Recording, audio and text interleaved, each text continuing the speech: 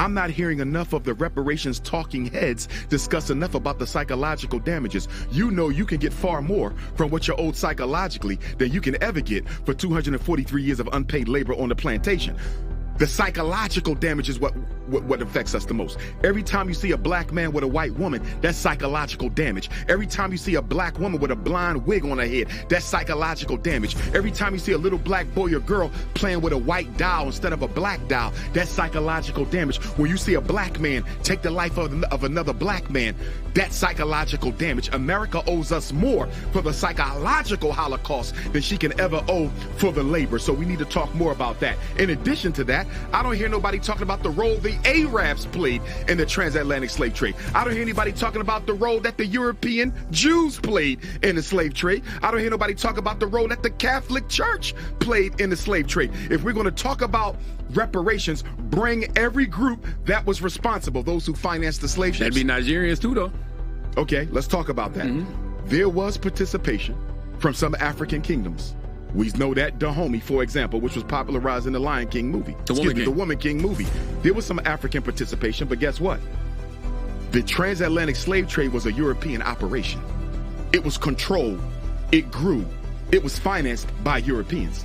When many of the African nations found out what was really being done to us, because in Africa, there was no concept of chattel slavery.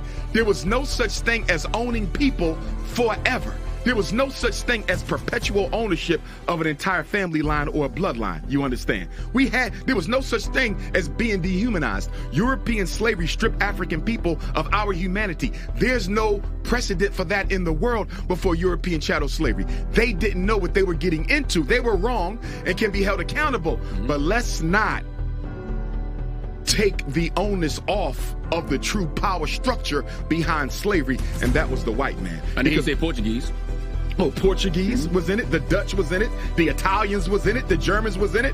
Who didn't have a hand either in slavery outright or colonization that came after it? And when you factor in colonization with slavery, you can't possibly blame an African nation for that, because they suffered during colonization as much as we did in slavery. So I reject any proposal that wants to make African people more liable for slavery than the white people who owned, controlled, expanded, and benefited. Oh, I agree with that. Yeah, they're definitely not more liable. It's just like you said, everybody. Nor are they equally liable. Oh, equally. Everybody needs to be at the table. Absolutely, but Africa don't owe us reparations.